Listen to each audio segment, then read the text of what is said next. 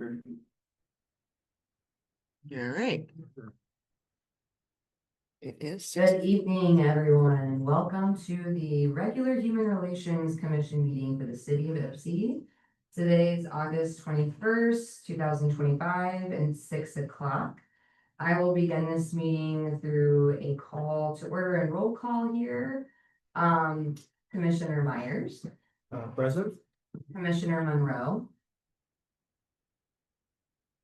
Absent and excused by Commissioner House. I know excused absence. Vice Chair Harper. Present. Kat Layton being present, Commissioner Copain, present, and Commissioner Lycan. Present. With 5 present, we do have quorum to continue. Moving on to agenda approval, is there anyone who has anything they'd like to add to the agenda? How is the agenda looking for folks? Good. I was wondering if we could add space for we have 2 members who are part of Michigan Action for Keeper Committee to talk just for like 10 minutes. A little bit about their experience and relating to this resolution.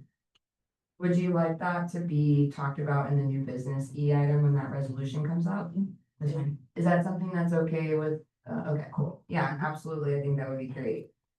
Okay, I would love to add, something to the agenda for potential approval from fellow commissioners about some type of resolution to council for a zoning change request to include harm reduction services in our zoning ordinance.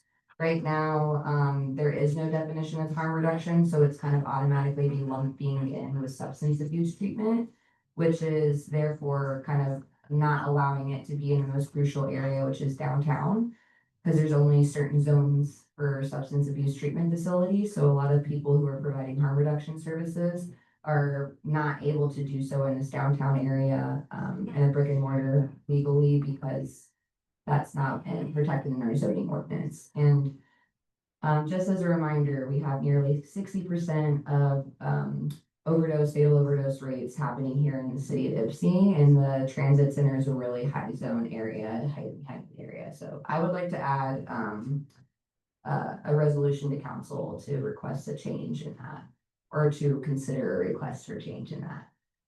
If there's any motion to support that. Support. Well, I have a motion of support from Vice Chair Harper. Is there a second? Second.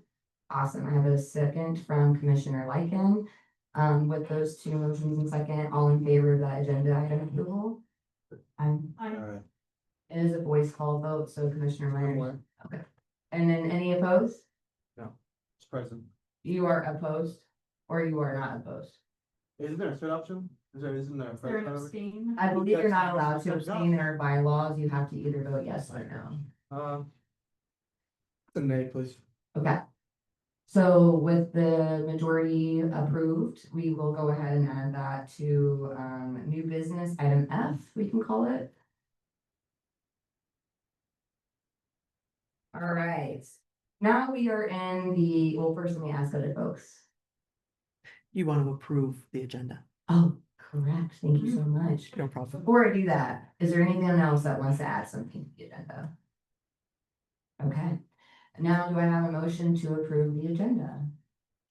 Motion to approve. A motion to approve the agenda with amended item by Vice Chair Harper. Do I have a second? Second. A second from Commissioner Copain. All in favor? Aye. Aye. All right, all opposed? Hearing none, the agenda has been approved. Now we are moving into the approval of minutes from July 17th, 2025. I was not able to make that meeting, so I was really glad to see some of the big decisions being tabled.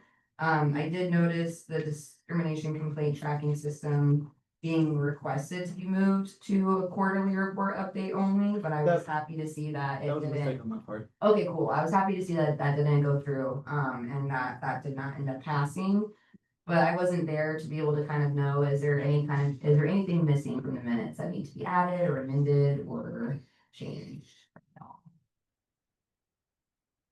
I'll just add around that item that there was some kind of casual talk about wanting to take a look at that complaint process, just to make sure that folks have access to that, that they understand where that form lives, what the process is.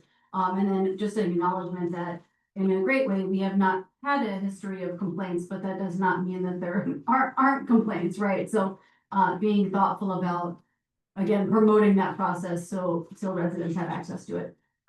Thank you for bringing that up. I did, want to actually add to that the complaint form on the human relations, like, first of all, I just want to say, like, the fact that we're getting a tracking system is a big deal because we didn't have one before this last year. So I was really excited that folks were able to put that together, but absolutely, just because there's no numbers doesn't mean that there's not discrimination happening. So I noticed on our Human Relations Commission meeting or website, excuse me, that the general like request form is a general complaint form.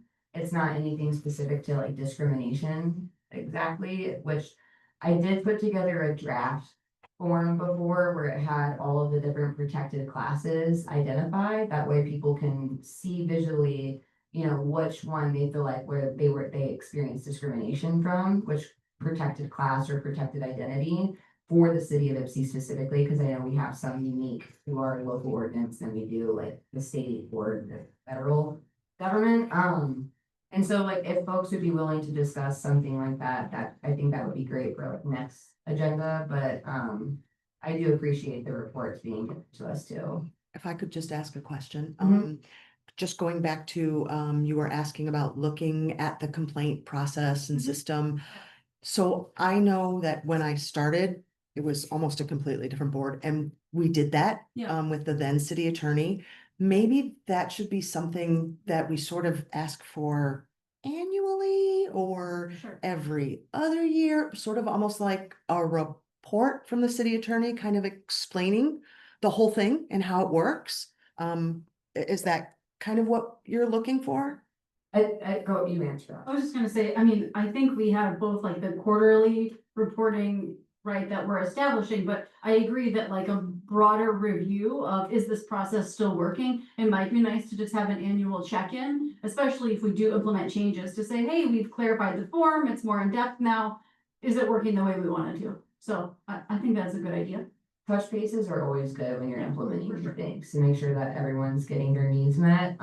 So I do like that idea. I heard mostly what you were wondering, was getting the word out to people about how they utilize the complaint system. Yeah, I mean, I guess, I don't know that I have an issue with what's already been put in place, but I think just speaking to, can folks submit online? Do they have to come in person? Like, how can we just make it as accessible as possible? Which might be taking what already exists and making sure that we're adding to it or maybe expanding. So for everyone in the community and the public to know, if you go to the City of Ipsy's website, specifically the Human Relations Commission part of the website, it does have, you know, that section of chapter 58 that says, you know, how you can file a complaint. However, if you have literacy concerns or anything like that, it's not the most like obvious when you look at it. And there is the electronic version that's called Complaint Form Link. But it's just a general, you know, complaint form for the whole city of Ipsy, so that's where it can probably get confusing for folks around, you know, is this specific to experiencing discrimination or prejudice? And that's where I think we should have more conversations too. I agree with that. Any other thoughts on that before we go to a motion to approve the minutes? Sounds like a good idea to go ahead and check in, so. Thank you, Vice Chair. Yeah. Okay, so do I have a motion to approve the minutes from July 17th Human Relation Commission meeting? Motion to approve. All right, I have a motion to approve from Vice Chair Harper. Do I have a second? Seconded. A second from Commissioner Turpin. All in favor? Aye. Aye. Any opposed? Hearing none, the agenda or the minutes from July 17th, 2025 have been approved. Now we move on to my favorite part of this meeting, which is public comments, where folks in the audience, should you want to use this opportunity to share, we would gladly invite you to do so. You have 3 minutes to be able to face and let us know what is on your heart and mind using that microphone there, I'm presuming, because we changed it. Cool. So if anyone would like to say anything, this is your time. You have time. You're also retiring, so it's up to you. Is there anyone online who would There- like to share? There is no one on Zoom. Shocker. All right. All right. So hearing that there are no one, there's no one here to make or interested in making a public comment. We can go ahead and conclude public comment for today. All right. Moving on to old business. So old business item B is a resolution requesting the city of Ipsy to establish local restrictions on the use of millage reimbursement funds from the Washtenaw County Public Safety and Mental Health Preservation Millage to ensure allocation towards mental health services and non-traditional forms of public safety. I have great news. There was a resolution passed by city council in between the May meeting when we didn't meet for June and then July. So there's been changes from city. They took two city council members took the draft resolution that we had and made some amendments to it, was able to pass that on the city council level, which is really exciting. I hear it. So now there are restrictions put in place for those millage reimbursement monies, which I'm personally really excited about. So we don't really have to talk about that anymore or do anything about it. So ideally, what we would need to do is have a motion to remove this item from the table, since it's been concluded. Motion to remove. All right, I have a motion to remove from Vice Chair Harper. Do I have a second? I'll second that. And I have a second from Commissioner Myers. So all in favor to remove tabled resolution 2025-785 from our agenda and period in general, all in favor? Aye. Aye. Aye. Any opposed? Hearing none, it has been removed and celebrated. Yay. All right. All right, now we move on to the tabled resolution 2025-786, which is specific to inaction is discriminatory. So that starts on page 9 and 10 and 11 of our agenda packet. We will need a motion to either remove this from table to discuss it. So before we can get into that, do I have a motion from anyone to remove this table item to be able to have as a discussion today? I would motion it. I have a motion from Commissioner Calhoun. Do I have a second for that? I'll second. Awesome. And I have a second from Commissioner Lycan. All in favor to add this discussion around this tabled resolution, make it untabled, say aye. Aye. Aye. Aye. Any opposed for that? Nay. Okay. We have a nay from Commissioner Myers. Ayes winning. We will go ahead and have a discussion around this resolution. So, did anyone get a chance to review it or take notes on it and have any thoughts they'd like to share on it? I remember, I think from May, a discussion around maybe defining the word inaction differently. I can't recall on top of my head exactly. Can I ask for like a one paragraph contextual history, Yes, if possible? yes. The page 9 actually gives a pretty good summary and background, that first paragraph.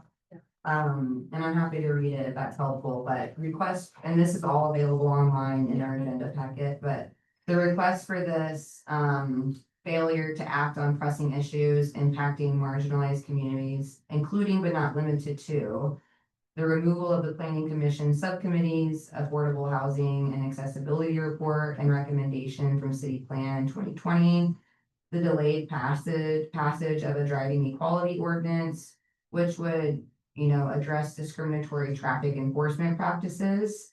Instead, it was passed as a resolution, which doesn't necessarily include all folks who swear an oath to the city of Ipsy, who police in this community. The delay or the failure to advance a resolution in supporting drug checking services and other harm reduction efforts, which are really critical to public health and safety. And the introduction of language referring to people with disabilities and unhoused people as subsection of the population, which is contrary again to the principles of this commission, antithetical to our mission, if you will. And also the refusal to allocate over $2.4 million from these millage reimbursement monies since 2018 towards mental health and social services. So more so just like outlining those like different practices that's happened. And asking folks to just, consider that not doing things when there's a crisis on our hand is in a form of discrimination. That's the. So, I wonder, this is just a question, should harm reduction be more defined than this? Hmm. I know that this is like maybe a new term for people, and I would hate to be for it to be construed to mean something that is not intended. Yeah, that's valid. I appreciate that comment. I also want to know, I recall, the mayor mentioning that, as a social worker, she's in favor of harm reduction services. So that's helpful, but I do think that that term can get, there's a lot of myths that kind of exist around that term. So it might be helpful to kind of address that, what it is and the treatment modality that that is, or clinic, whatever, how we define it, the general guided principles of it. I think that's my only comment. I think that it looks good. It is specific in most of areas. Oh, I had one other thing is the last point still relevant now? Hmm. Given that the council just passed. Oh, very fair point. Yeah, because this was written before all that happened. I do think that could be redacted or striked. At least not refusal, but delay. Actually, yeah. the word refusal could be changed to delay. Vice Chair Harper, Commissioner Myers, do you all have any comments on this?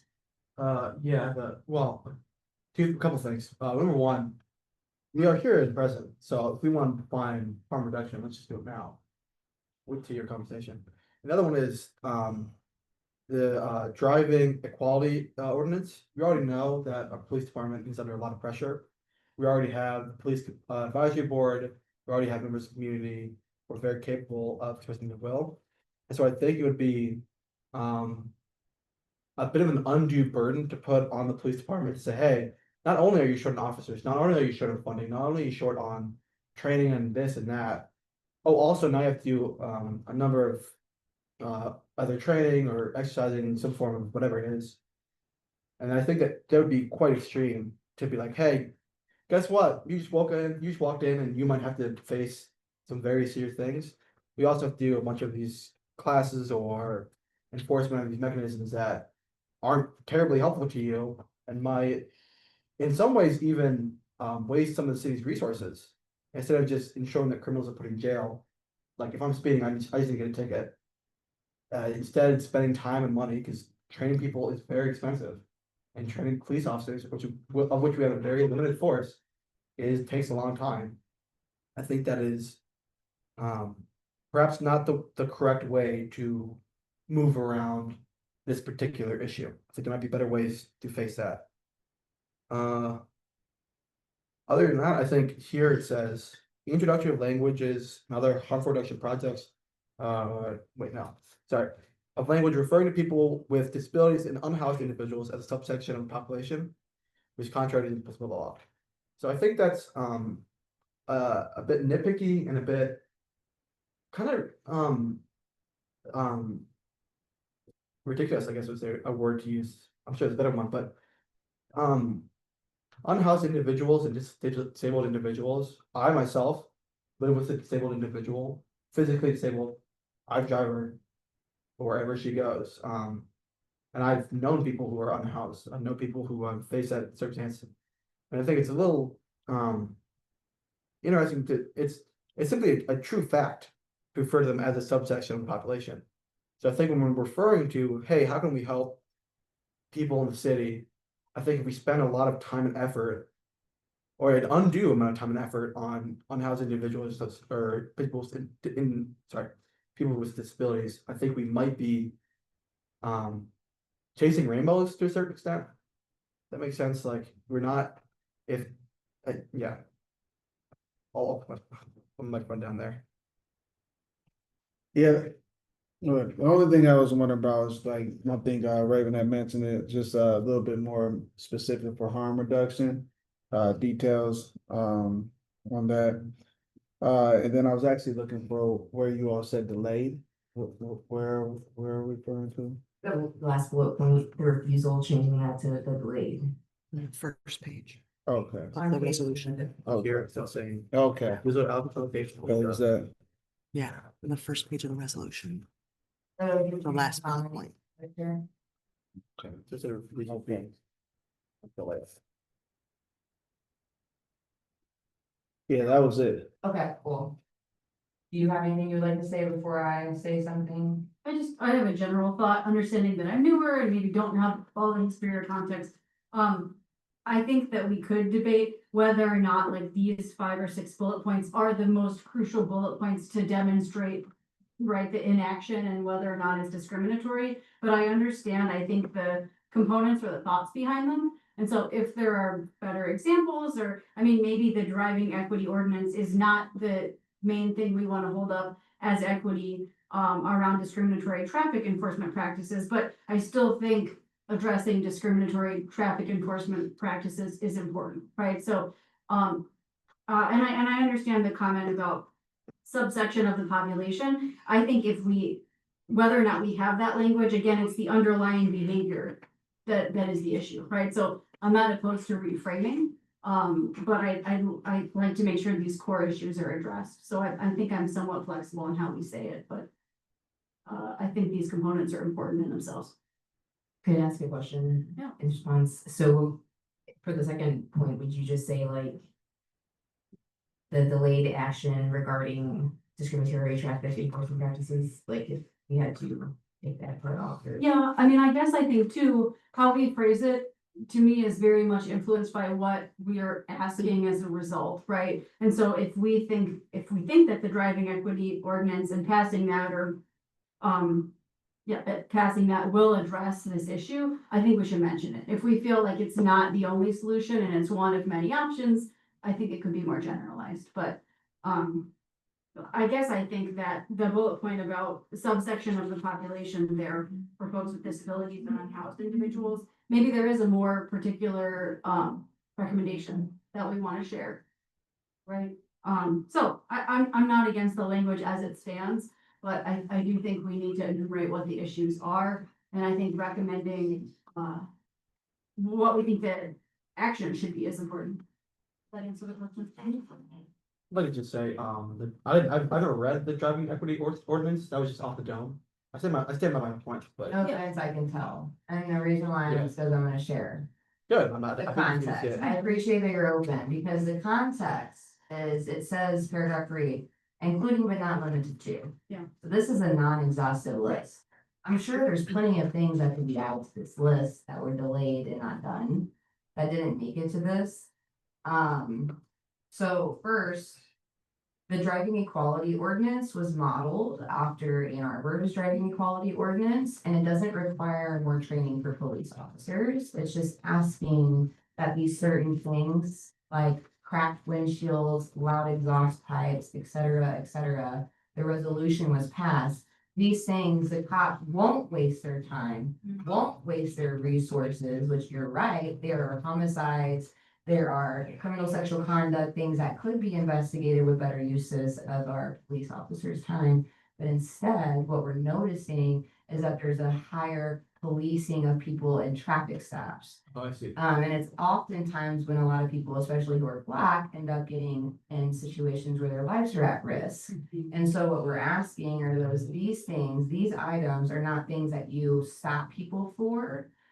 So it wouldn't have required more training, and it wouldn't have required more police officers to be deployed. It's just asking them to not be making these unnecessary stops. So just so I'm clear, it was more of a request of, not decriminalizing, but lessening the enforcement on certain infractions. Right, and so, Okay.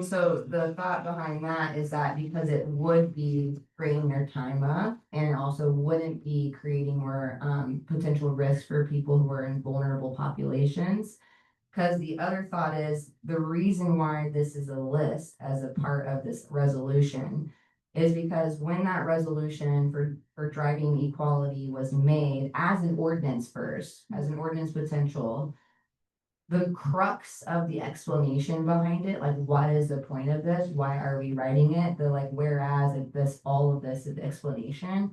It mostly included information on racial bias and the importance of that not being the case and trying to remove those barriers. And a lot of that language was actually removed from that resolution, considered it to be not important, which that's the whole crux of why this is important. And that was a choice by the former city attorney. So that was beforehand. So I'm sure there's some rewording of things that could be done to kind of give more of an accurate depiction of things. But as it stands right now, there's only a resolution for like our local police force to not be engaging in these types of traffic stops, which is great. But that doesn't necessarily include EMU, who does swear an oath of office. So if that were to be an ordinance change, they would be required to abide by it because they swear to IPSI's ordinances. I see. So, Can I share a thought? I wonder about on that second point, adding like several words of context, which is maybe the delayed passage of the driving equity ordinance, which would encourage prioritizing higher level offenses and address discriminatory traffic enforcement practices, just gives a little bit Yeah. more like this is why. like Um, encourage better allocation of resources. Yeah, time. right. And I realize we don't want to make this much longer than it is. I also wanted to say, I think that point, as I'm hearing more context about it, feels extra important.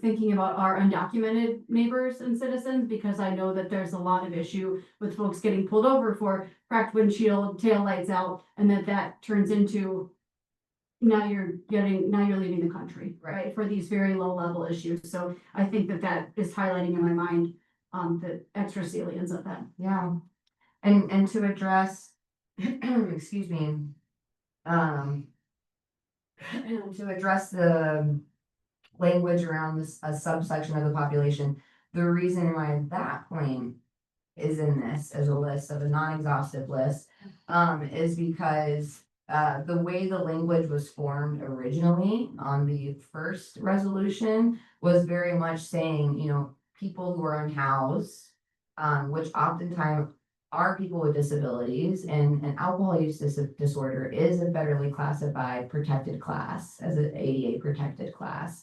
So knowing that and seeing that and then requesting more police resources when we know we have over $2.4 million that could have been supporting these things, that's where the crux of that came from, is why are we enforcing a criminalization aspect when we could be doing more of a social service and treatment, or even like supporting other service providers to do their job aspect.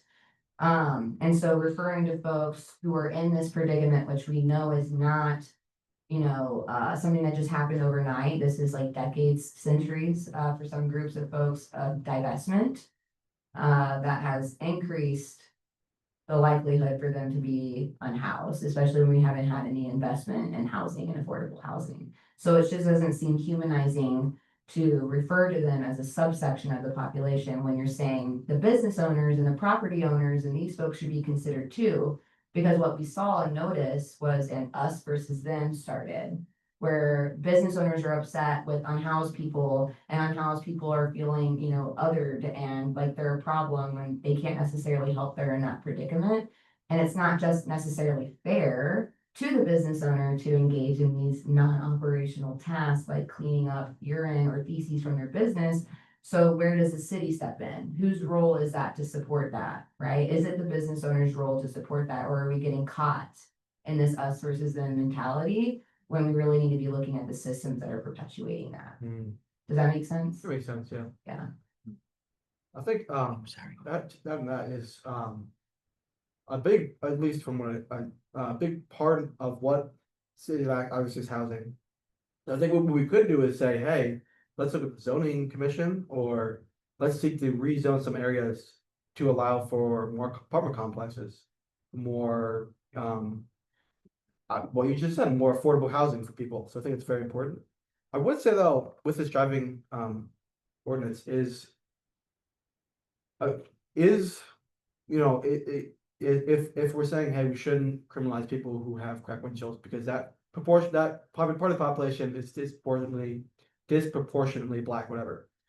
that might be true, but it would not in and of itself constitute discrimination.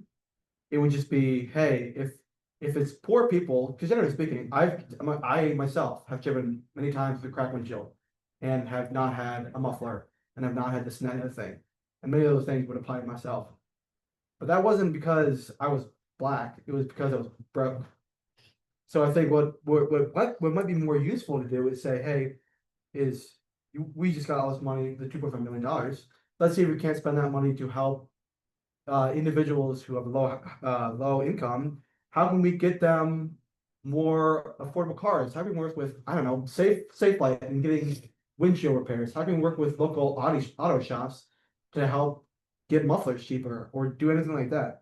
So I think maybe what the driving equity ordinance might be just a Band-Aid on, or maybe lipstick on a pig here, like a Band-Aid on a freaking amputation.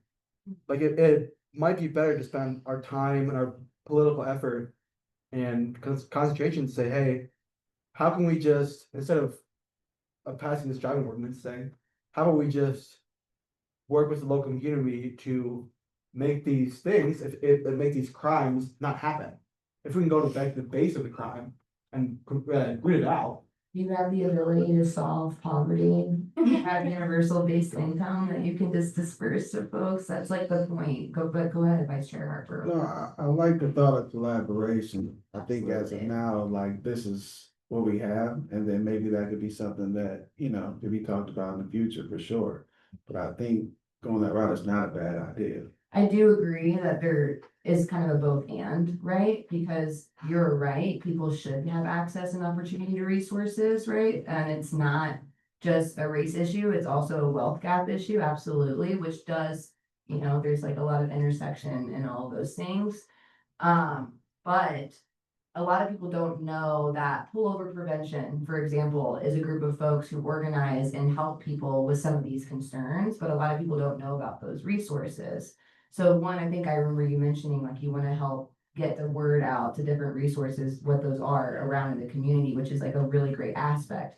But then that's going to leave a few folks who don't necessarily know those resources or don't even have access to those resources or the opportunity to get those resources. And so having an ordinance would still support those folks who might trickle through those cracks. I have a comment, if that's okay.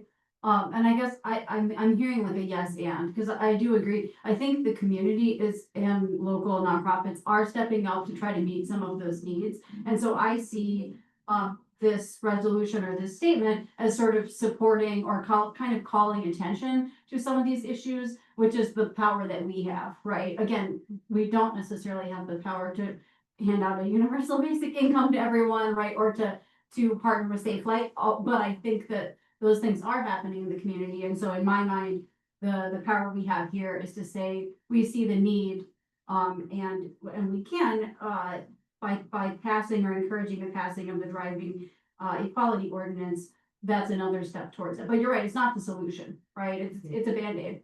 Yeah. Your idea to get people funds to repair their cars is excellent. Yeah. That just needs to happen. But it's more so as like someone's got a cracked windshield. Is that in a moral level a crime, right? But maybe it's classified as a crime. But I think the important part is the after when someone gets pulled over. And it's not just an issue regarding Black people, it's all people. And maybe somebody's got something on their record and now they're into the system, and that's a waste of resources to put people in jail for things that are not actually, violent crime that are hurting people, right? So I think it's more just, it's a wealth issue, wealth inequality issue, it's a resources issue. And it would help reduce like discrimination on several levels. And save their time, like you mentioned, right? Because they are, being pulled in a lot of different directions and understaffed. Sorry, City Clerk. No, it's perfectly okay. So my comments are more semantics. Your commission is able to pass any resolution you want.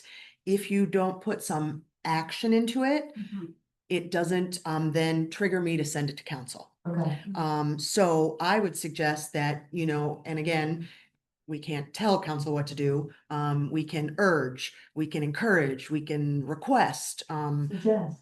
Yes, Okay. strongly, right?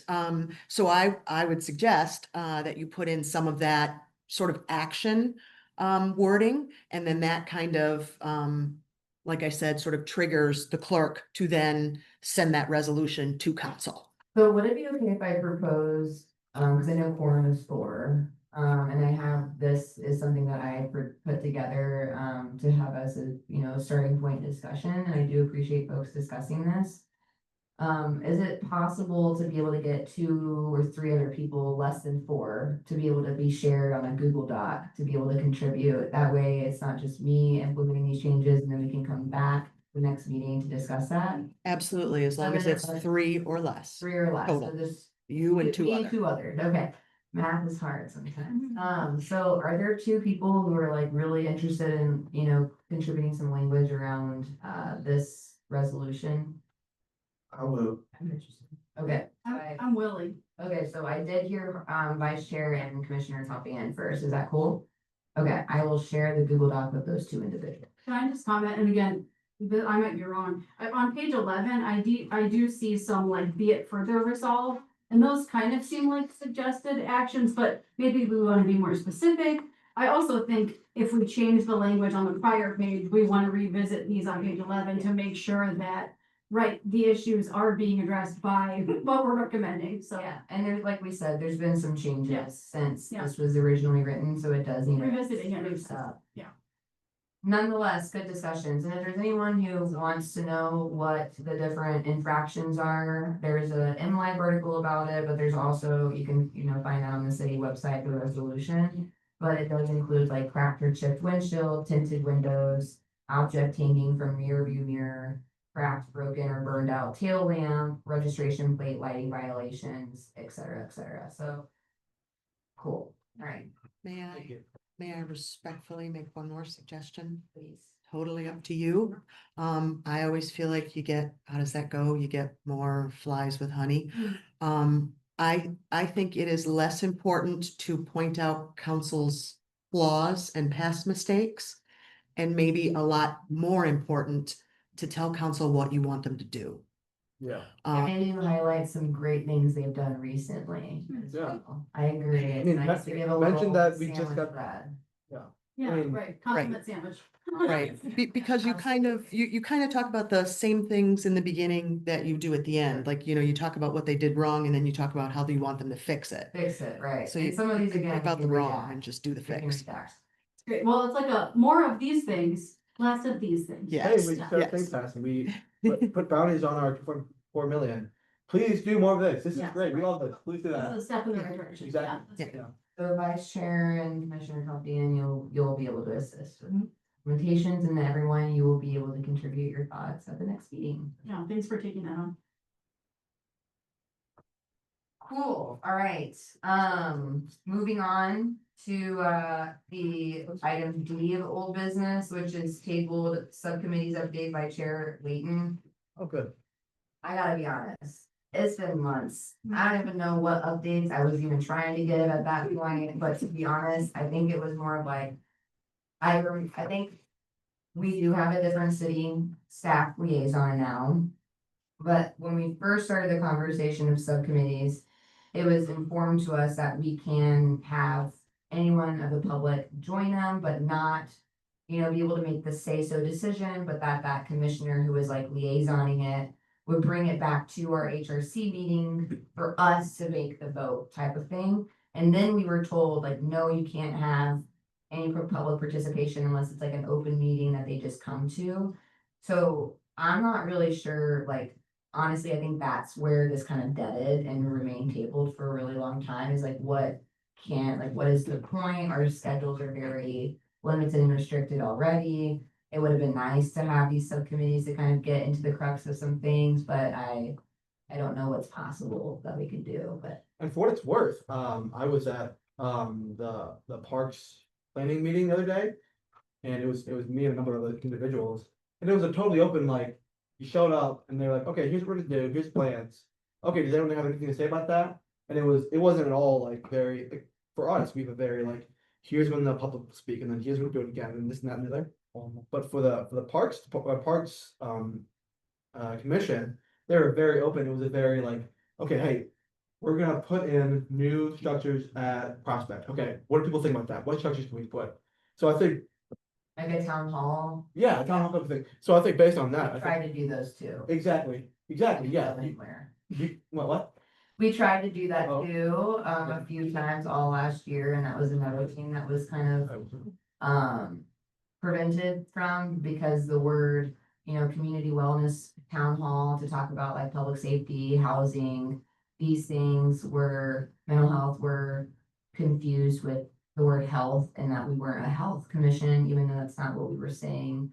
We attempted that as well. And I honestly, I feel like I've learned a lesson of like, I don't necessarily know if doing, meetings with the commission, the police advisory commission would be useful for that in the future. Like maybe it's more useful to our time to just have our own town halls without having that combined meeting. Cause I do think that that created some delay in that, which then just caused a ripple effect of delays. But yeah, I don't know where to go with these subcommittees. Can I ask a clarifying question? That's okay? Yeah. So I'm thinking about the value of like a working committee, like you're saying, right, where the decisions are ultimately brought back to this group, but there are subgroups. So it seems like one item is we need to clarify, could a working group with folks outside of this committee exist as long as the decisions were brought back here? We want an answer to that, right? And then I guess the other question is whether or not that's a yes or no. Is there merit instead in doing sort of an issue-based conversation or town hall where we're gathering input, but it's not an ongoing group, it's like a one-off. Community comes, we promote it, they give their input, and then we have the conversation based on what the community says. I don't know that I have an opinion on one versus the other, but it'd be good to know what's the feasibility of doing either or both of them. Why not both? I love it. More is good. Right, sure.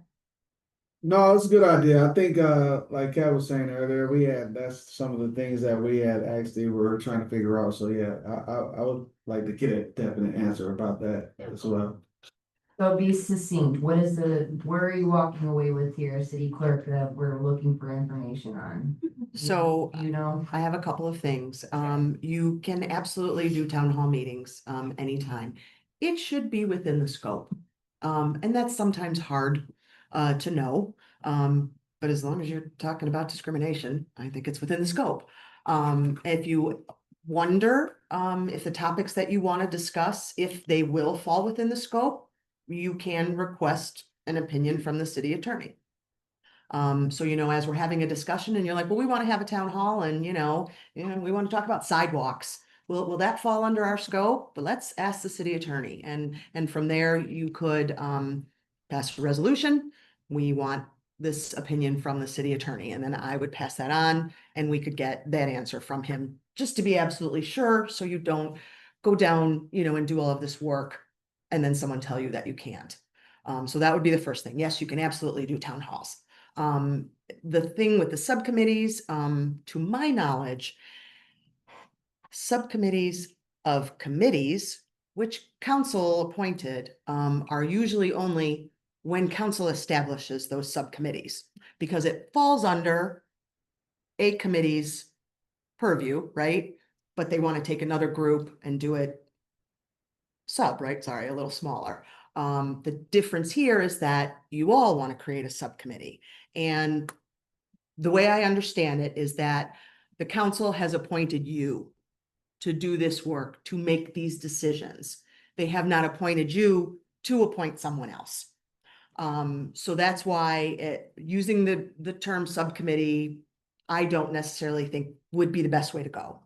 or maybe the best way to be like policy and systems change town hall or Right, something like that. and you can absolutely, if you've got one or two committee members who can find a group of people that will get together and talk and work with you, you can absolutely do that. And you can bring all your findings back. Doesn't have to be a public meeting, doesn't have to be noticed, working groups. If there are organizations that are promoting just, non-discrimination and you want to work with them, send two people to go and work and talk with them and then bring back those findings and that work so that this commission can then make those decisions. Just going back to the town hall, if we do take that route and ask the city attorney, I think just being very specific and concise about what we're doing and a clear scope of clarity. Where it is in our ordinance as well, that's been helpful. Yes, I think that definitely having all those components will definitely get us. You've noticed I started doing that on those resolutions, writing exactly what section things are related to. Doing a great job. Yeah, I was gonna say, I agree, and when you look at like the purpose of HRC, it's not only to like study anything involving discrimination, but it's also to support efforts to enhance mutual understanding among the city's culturally diverse residents.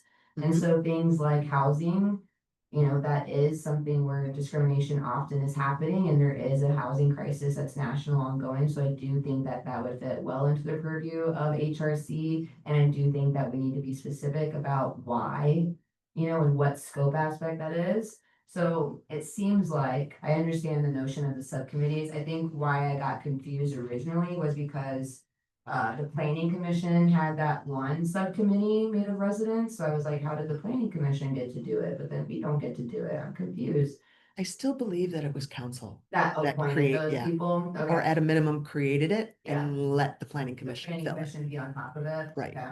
Well, So that's a route. I was gonna say, if we started with like a town hall on each of these three areas, I feel like depending on what we got out of that and how far that got us down the road versus feeling like, wow, we need a lot more input, or the attendance was not what we hoped. I feel like maybe a second step is to, I don't know, again, if it's petition request, pass a resolution, but to say, oh, actually, we do need a subcommittee. Can, you know, right, can we Yes. formally request a subcommittee? Absolutely. But I think yes. we could do the town halls as like a starting point, and that might get us far on some issues, and on others, it might be like, no, this is a much deeper process. yes. Cool. So we probably can just like maybe make a motion to like get rid of this item I as like think- a, So, since you brought it forward, I think you can just withdraw it okay. and it's But acceptable. I withdraw it. And I do like the idea of this being a model for town halls, potentially. Could I don't know if I do this now, could I propose adding like the town hall version of this conversation to our next agenda? Absolutely. When we get to, Oh, cool. proposed business for next meeting, please bring it Got up. Yes.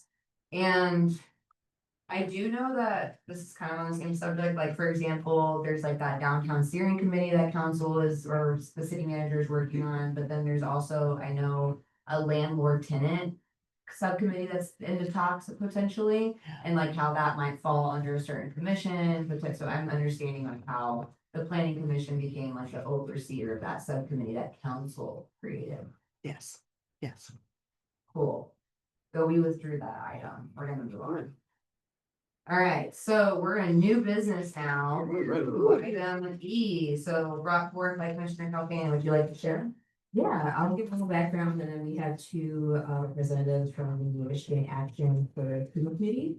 I actually went to Cuba on a human to human solidarity trip 2 years ago, and it reeled a lot to me. And you'll look at this resolution, it's on page 14.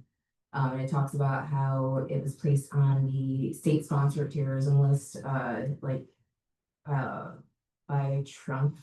And they've been under embargo for 60 years. And I think a lot of US media talks about the situation as a way to pressure, you know, political entities in Cuba. But really what I saw on the ground and what studies have shown, United Nations has also voted on this for 30 years, is that this primarily targets people in Cuba for their medical resources, for fuel shortages, things like that. And the way it relates to us in Ypsilanti and the US in general is it bars the transference of not just culture, but also things that would help us in our medical system.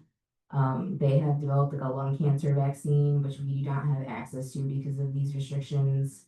And that's something that disproportionately affects people in Ypsilanti. Another thing that they've developed is a treatment for gangrene related to diabetes. So when people, you know, have diabetes and they let their foot amputated or anything like that, They've developed a cure for that, which we also do not have access to because of these restrictions. And so it's not just about Cuba, but it's for our people here. And I would say too, just given the cultural climate right now, I think if we pass something like this, it would really contribute to making our community feel more welcoming to the Latin population. To say that we don't ascribe to these kind of historical notions of this island that's only 90 miles away. And it also contributes to the immigration crisis. When people put these bars on what can go into Cuba or other places, it makes people leave, then come here. And so it, you know, causes immigration issues and clashes and things like that. So there's like a multitude of issues, how it affects us in Ypsilanti regarding discrimination, regarding things that we have access to. So you two want to talk more about it, you're welcome to. This is Lindsay. You're from the MAC group that I spoke about earlier, but Cool. I'm guessing you want us to be in the mic, so we're. yeah. Yes, if you want, we can hold us stand up. So it's- Hi. just so our folks at home can later review. Oh, fancy. Standing one. Okay, so Raven, thank you for that because that was perfect. That's all we wanted to say. I know. My name is Lindsay and I'm a member of Michigan Action for Cuba. This is Shane. We both have been to Cuba. We went on the same trip as Raven. We went around May Day, on the International May Day Brigade. So we have a presentation, which I think we're. I'm sorry, it's not coming through. Uh-oh. Email sometimes takes a while. Well, you Oh, know, wait. Ypsilanti is very well known for its tech integration Oh, and high-speed internet, so. And I'm the techiest one in the city. Yeah, right. Everybody is like super visual, like we can attach it and you guys can look at it because we're gonna read the Thank stuff that's on the Sure. slides. I So appreciate that, thank you. Especially since there's not online. Yeah. folks. True, and as long as it can be made That's to true. be minutes, Yeah. that way future folks can look at it, that's all I care about. Yeah. For sure. So MAC is a working group of people that are organized across Grand Rapids, Lansing, Ann Arbor, Detroit, and Ypsi. We started in Ypsi, it's where a lot of us are from and live. But we have three main goals that we are working on. So what we have agreement on is that we want to end the blockade and end the sanctions on Cuba. We want to remove Cuba from the state sponsored of terrorism list, and we want to return Guantanamo Bay to Cuba, with the US illegal occupation in the country. So those are the things that we rally around. A lot of people have different and diverse relationships to the country, but those are the things that we are fighting to do, and that's why we're here in front of you today.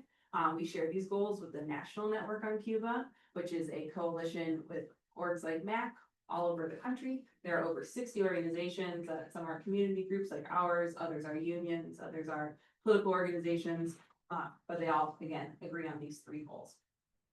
We do lots of different stuff. You'll see us doing like cultural events. We have a political education series actually starting tonight, just down the street, to learn more about Cuba. And all of us are also involved in other organizations. You might have seen me before, advocating for different housing or homelessness issues.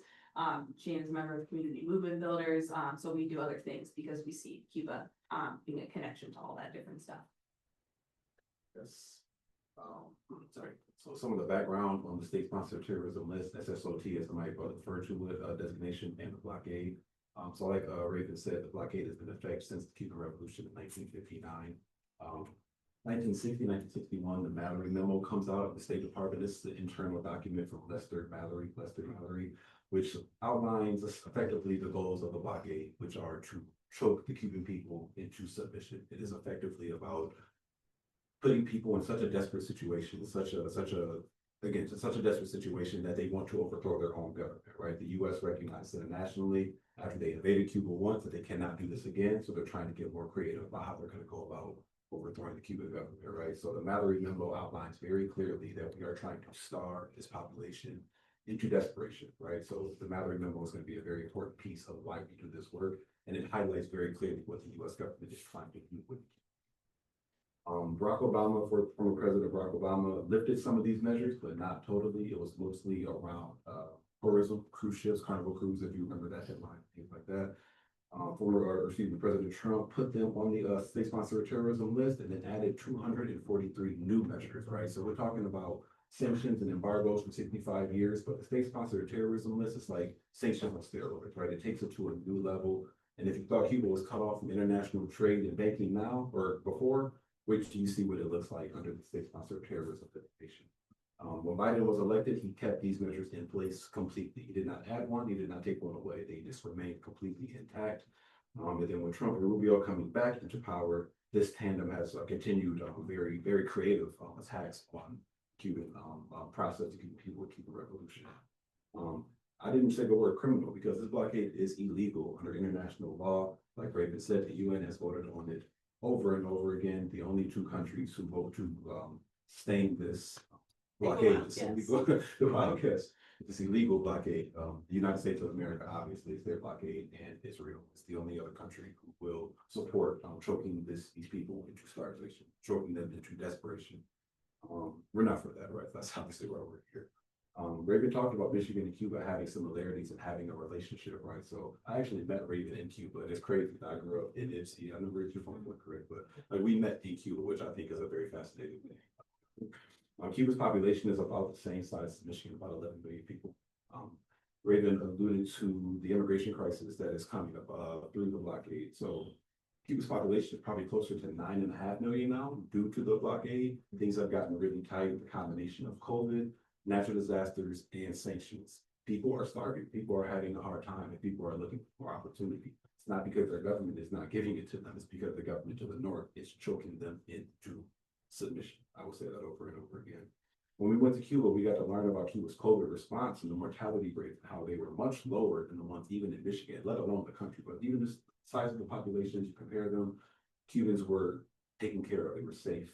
They developed 5 COVID vaccines before the United States population had access to any.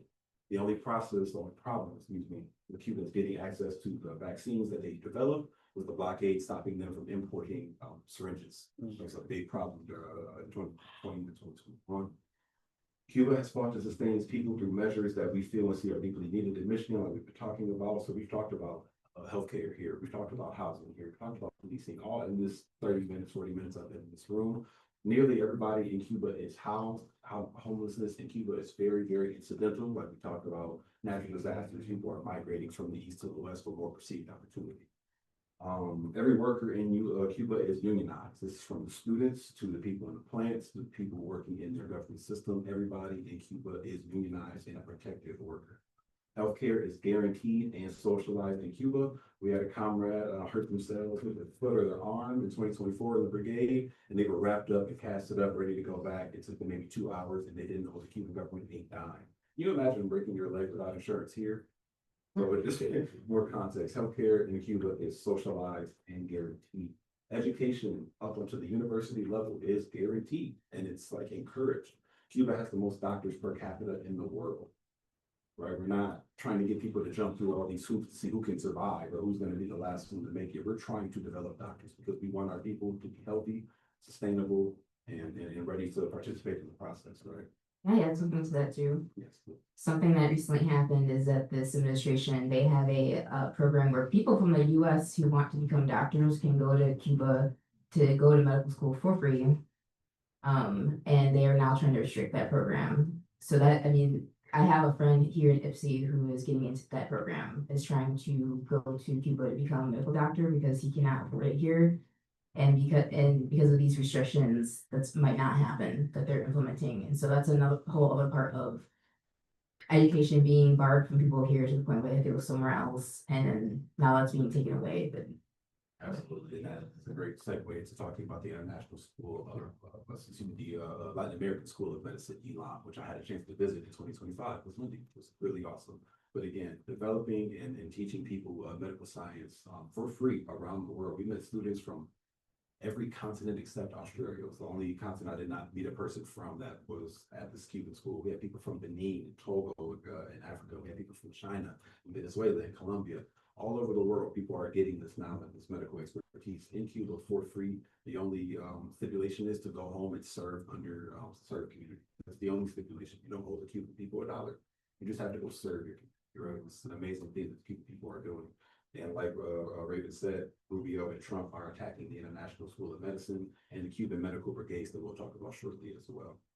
We find it necessary to support Cuba as it has supported people in medical missions and medical aid, economic support when they could around the world, from Palestinians to Africans to Latin America, people facing genocide, colonialism, and imperialism. Anywhere in the world, Cuba has also always shown up as a force of progress and of freedom and of liberation and a support to the world. So we think it's important that we have a reciprocal relationship and do what we can to allow the Cuban people to breathe and allow themselves to continue this amazing work that they've done around the world. So we very intentionally say or use the language of blockade. Typically someone might just say, or sanctions, or, but blockade references that this is full spectrum warfare against the country. It's economic, it's political, and there's misinformation warfare, through the media. So yeah, we talk a lot about the sanctions because that's something that people are most familiar with, but there are countless examples of the way that the United States pours just undue resources into expressing this blockade in different ways. So just for example, when we travel there, you can't bring any money because you can't spend money. You can't bring the US dollar. You can try, but it's legal to spend money in Cuba. If you have your phone, your apps won't work there. If you send a Venmo transaction that says the word Cuba, your account will not only, or that transaction won't happen, but it'll get flagged and then your account will get shut down. Can't use Instagram, can't use Facebook. All of these different things pile up. And so people are just really discouraged to go there. Certainly you can travel there, but only for one of 8 reasons, and you can't do anything while you're there because everything that you do there is illegal. So that's just like one example of the way that, we hear one thing, and then when you actually are going to do it, it looks like a different thing.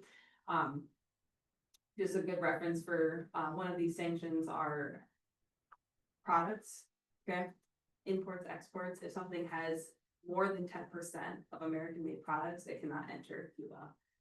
So the healthcare system and both the tools and medicine is a good thing because that is so important. But yeah, if something, a medical device has just like, one screw that was made with US metal or US parts, then that can't even enter the country.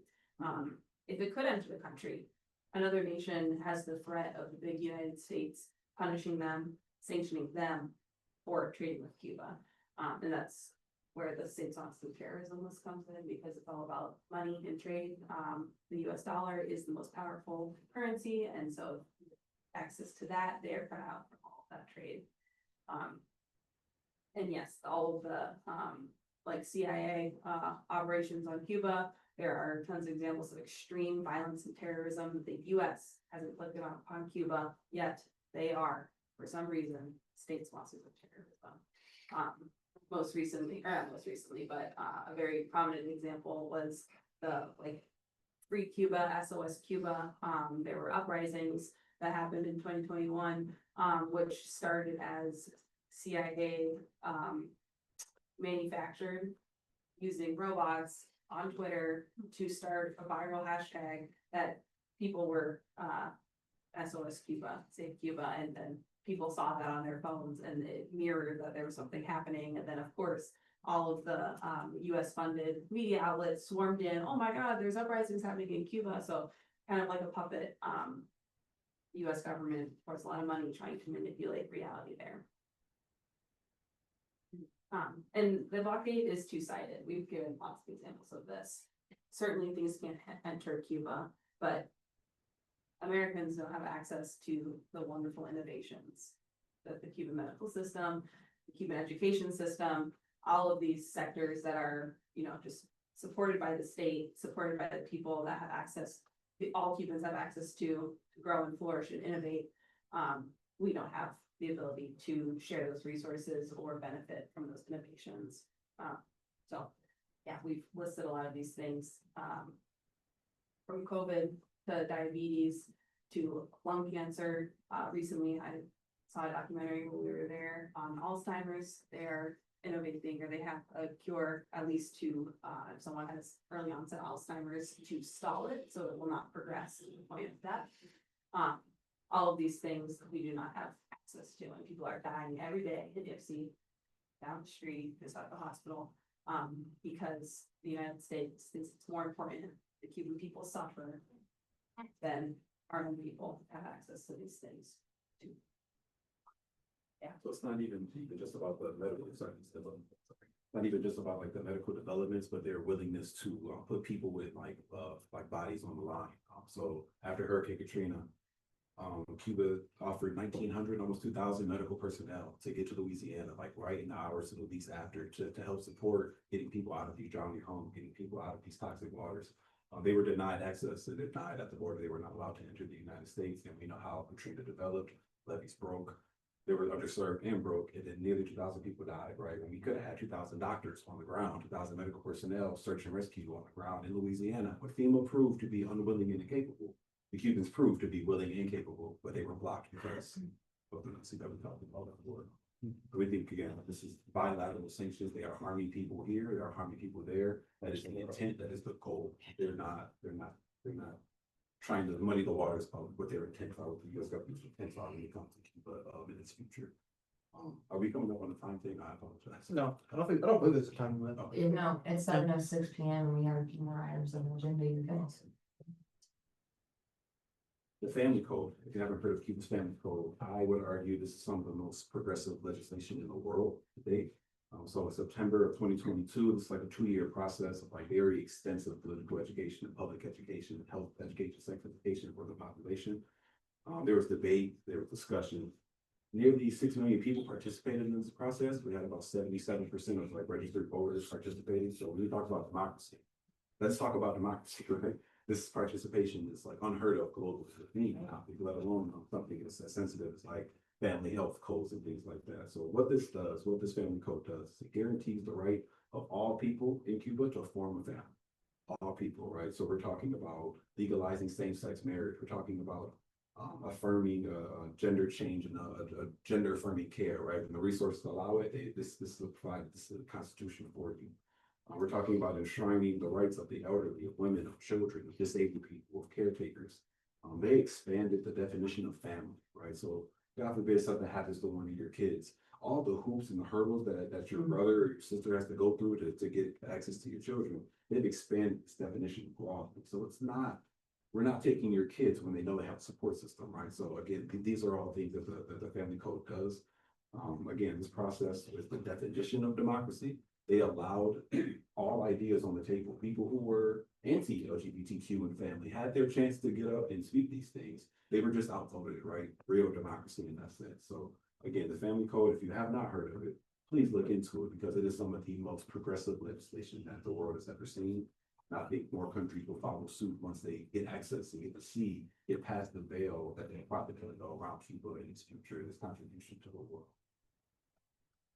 Is that family code mentioned on your presentation? Okay, cool.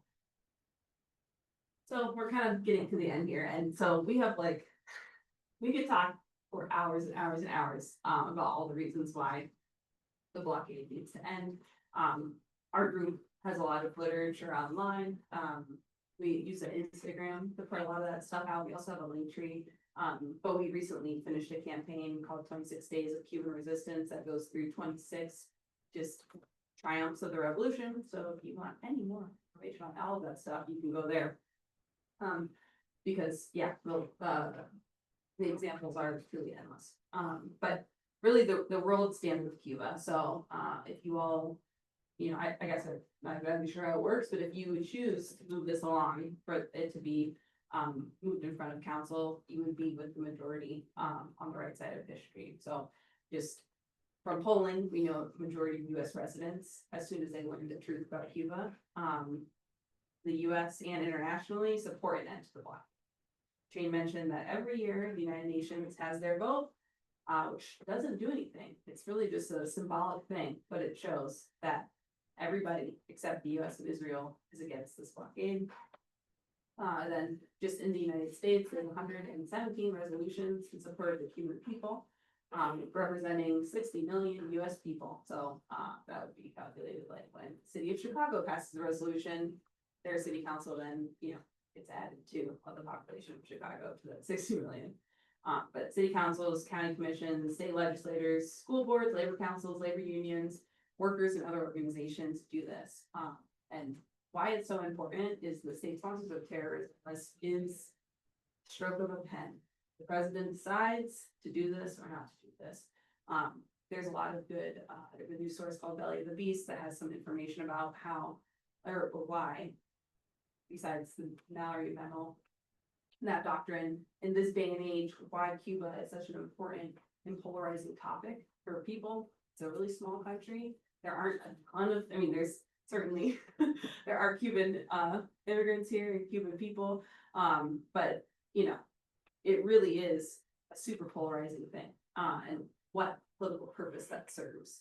So, understanding that and how that impacts all the different stuff in both the House and the Senate, the president, is important because it gives us a strategy. And one of these strategies is getting more and more and more government entities and unions to say, hey, we're against this, because your average person just doesn't care. They don't know about it because, again, it's Cuba. They've been propagandized their whole life and they don't think twice. But the more people just say, no, we're not for this, then the larger public sentiment won't just put up with, okay, sure, add another sanction on, whatever. I wasn't gonna go to Cuba anyway, you know. We want people to understand why is it in Ipsy that they're passing this? Oh yeah, this impacts me and my family, my grandma who has diabetes, my neighbor who has COVID or X, Y, and Z. So if you do this, you'll be in good company. Washington County Board of Commissioners passed this resolution. Wayne County Board of Commissioners did. Detroit City Council. I don't know where Meridian Township is, but they sound awesome. I'd love to go there. Or Flint. Michigan's- The Senate did this, and dozens of other, again, other community groups, unions, and workers organizations. So, yeah. Well, thank you so much. Thank you. First of all, I just want to jumpstart saying I really appreciate the nuances that your actual experiences of being there, and coming back and sharing that. It's really important. I encounter this quite often, in my role in my job, where people who are in positions of power, they don't necessarily know the everyday nuance or intricate like details of what's actually going on. And so having like raw empirical like data, like this is what's actually happening to counter that's so important. I once heard a senator say, you can't just go to the unemployment office and get unemployment. And it's like, this is what's wrong, but it's like really important for moments like this where like the real truth of the matter can be shared. So I just really appreciate that. Any other thoughts want to share before we go? Yeah, a couple.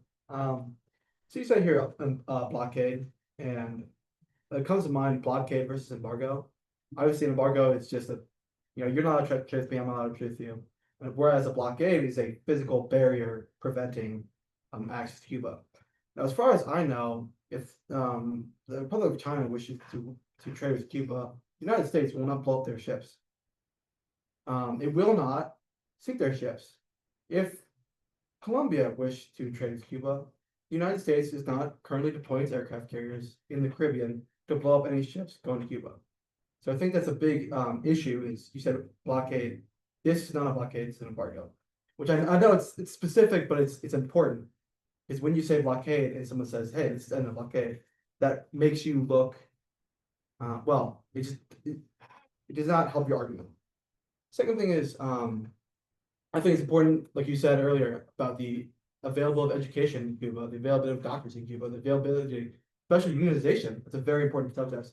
I think it's very important we can learn from Cuba in those ways. But I think it's also, just saying like what are ways that perhaps Cuba might be able to align itself with American values? If Cuba is on America's terrorism list, how can we? And this is through President Trump, and especially through President Biden, who he himself marched with unions. He was the first president to do it. If Cuba does these actions and ends up even under President Biden's list, well, maybe what are some actions Cuba could take to get off this terrorism list? Further, you said the UN, 117 or 100 and whatever countries passed. Hey, the United States should lift this embargo on Cuba. As far as I'm aware, and you said yourself, this was like this is international law. As far as I'm aware, the most pressing international law that the United Nations actually has is the Security Council. And as far as I can see, obviously, we as America have a veto on that, but that has not passed. Even France and Britain, and France especially, has not been on America's side many times, but on opposing sides, especially in the Cold War. You see that this resolution has been passed. So maybe and if we're talking about, hey, all these countries are calling for the US to unembargo Cuba, what are some ways that those countries can also seek to embargo Cuba? Obviously, China comes to mind. China obviously is a communist country. Cuba also a communist country. Surely access to the rest of the world would be at least somewhat sufficient for Cuba to gain access to whatever its syringes or however it needs. Further, I think it's a little it's I guess childish, honestly, I would say, to demand that another country lift its embargo, even though Cuba is so Point far. of order, I object to consideration of this like discussion point, no offense to me, right now I'm kind of questioning your reason and intention of being on this commission. It doesn't seem in alignment at all with the values that we have. Quite frankly, based off what you're saying now and a few other commission meetings that we've had, some of the questions, I love helping people learn. I love helping bridge gaps of understanding and awareness. But the level of incomprehension that you're kind of bringing forward is a little dangerous to the mission of what we're trying to do here. So I would just like to say, like, I object to this, like, consideration of this question because, I don't find it relevant to the mission and in alignment with the mission of this commission. It's also kind of ridiculous for the insulting people in our community, calling them childish when they give this really, whether you agree with it or not, very detailed presentation, and people don't just come in here. You know, like I've only been here for 3 meetings, and we don't usually have the community come in to talk about something that matters to them. So you shouldn't have said that. My apologies. I do appreciate diversity again of tactics. I appreciate diversity of logic of how we get to a end goal. However, like historically, based on just even a few things that we've had, like inaction is discriminatory, or even the changing of a minute, what you voted nay on, like there's a couple things that are just not are in alignment with this like mission. So it doesn't seem like a diversity of tactic. It seems just like an ability to understand and uplift the mission. So I do question like your logic and intention for being on this commission. And maybe you want to reflect on if this is the right commission for you, because there are other commissions who are accepting applications that maybe you might have more power or empowerment in, that maybe are more alignment with you to do more work. Because we're trying to uplift, you know, a mutual understanding of diverse situations and end discrimination, which sounded very much to me like a lot of that was going on and currently going on in Cuba. So I'm just gonna say that. You do what you will with that. I do appreciate diversity of tactics, diversity of ideologies. That's great. We all have to coexist, sure, but like this commission has a specific mission with a specific list of tasks and responsibilities. And that's what I want to say to that. I do want to note the blockade embargo conversation because I've heard this from a lot of people. One of the parts that's part of this blockade is international shipping companies that, you know, want to drop, if they, like, say China wants to drop a whole bunch of stuff to Cuba or whoever, they are barred from re-entry to shipping to the US for 6 months. And while is that them taking, you know, a gun to a boat? No, but given that the US is the biggest economy in the world, that might as well be a physical, financial, logistical blockade. There's also is a literal military base in Cuba that the US occupies. And so yes, they would, you know, physically bar things coming in if it was really a matter of their supposed national security. And they absolutely do that in Guantanamo. It is a physical blockade, especially there. So that just comes from, you know, I'm glad that brought up and you clear that up. I think maybe you two wanted to say something about that. No pressure though, but Just 2 quick things.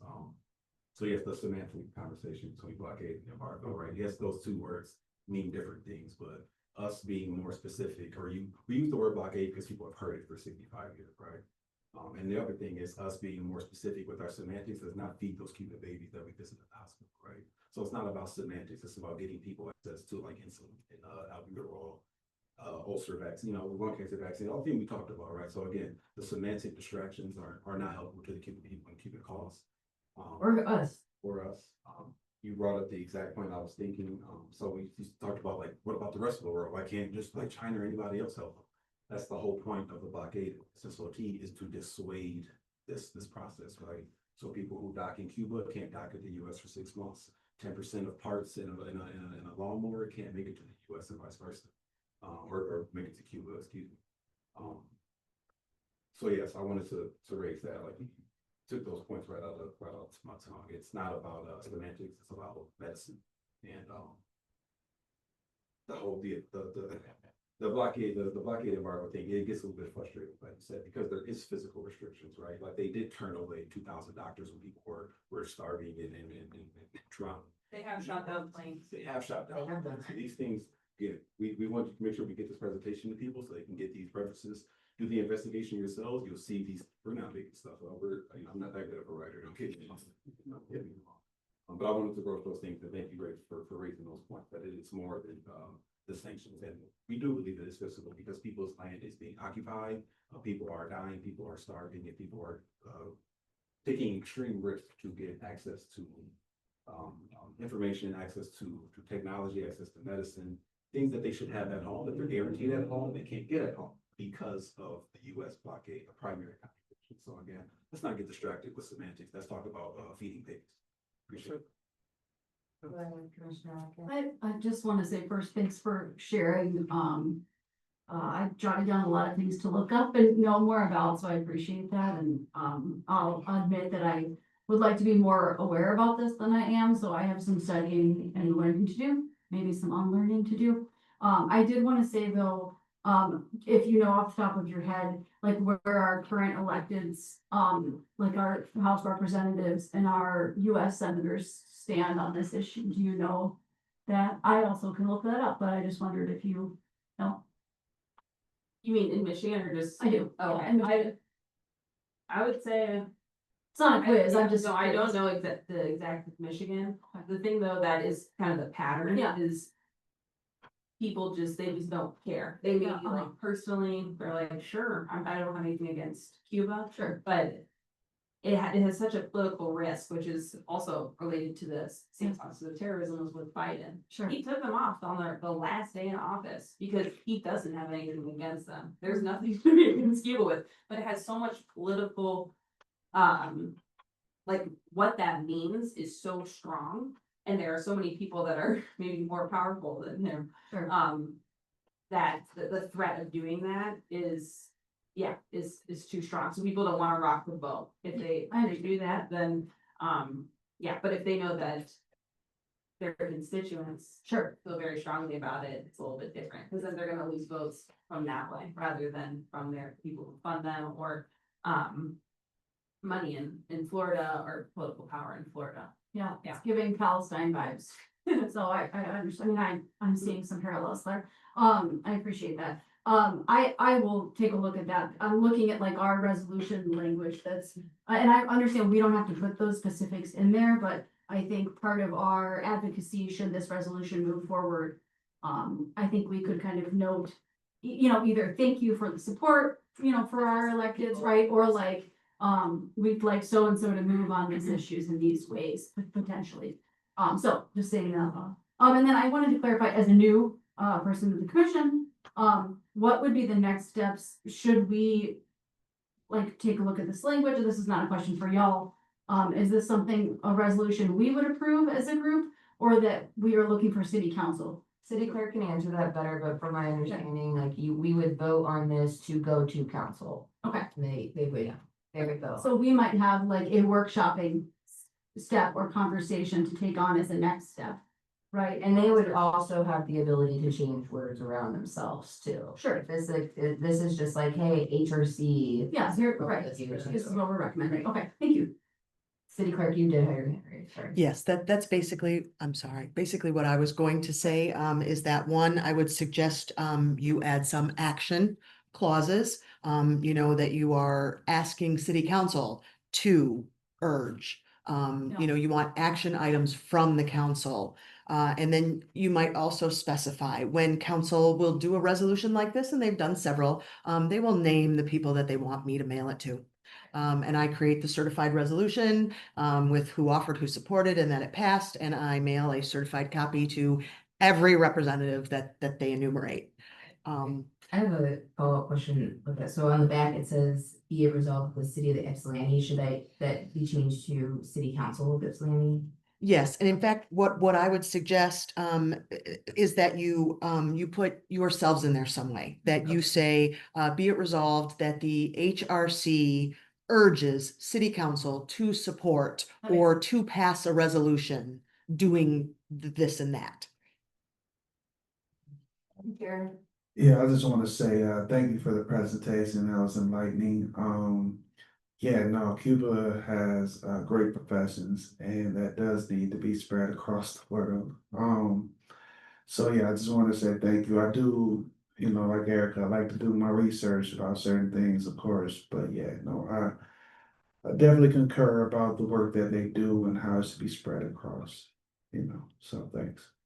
Yes, so thank you, and again, like, I really appreciate dialogue, critical dialogue, discussion, and different approaches to a common goal, but if our common goal is innately different, and you have views that do not, support a common goal because that's in alignment with the mission, that's all I'm coming from, it's nothing personal, it's more so just being aware of like the real, keeping the integrity of the mission of the HRC, so I really appreciate you guys coming out here. What does that mean for us as far as, what you're wanting to do? Do you want to, draft something up to bring to the next meeting with some of those changes implemented?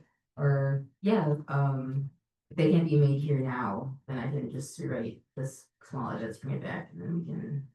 I would be, I was gonna say we could make them now. I'm just being weary of time. It's 7:30 and there's a few more things if you wanted to make a motion to extend the meeting by 15 minutes, but, cause I know the delay of waiting a month sucks. I don't want that to happen. So folks have any pressing like opinions on that? The only thing is what I mentioned before. I like to do my research. That's important to me, but yeah, I'm more yay than nay for sure.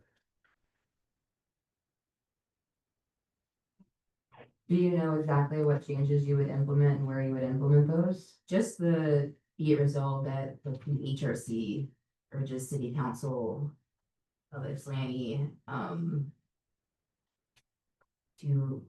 like these two where it says city of Ypsilanti, replacing it with like years old that the HRC urges the city council of Ypsilanti to push President Trump and Congress each federal, like that. Okay. That's in the So second. this is those last, yeah, okay. What about what city clerk said about naming specific people you want this to be mailed to? I know it says congressional delegation. Yeah. Are there like certain folks that, for sure it would want to be sent to? I don't. I'm thinking about like who we have direct influence over. I mean, not that it couldn't go to like every house rep in the entire state, but I'm thinking about like, we're in the city of Ipsy, so it's Debbie Dingle, right? Who are our local folks that we have the most ties to? And I think it might be meaningful, not to single those people out, but to point those people out or enumerate them. Does that make sense? So, I mean, in this case, I think it would be, Debbie Dingle, Gary Peters and Elizabeth Slotkin as like our US House rep and then our two US senators. There might be other folks too, but those are the people that come to mind. The county did vote in passing of something similar, so it doesn't necessarily need to go to the Board of Commissioners, so it'd go to city council and then state level, so.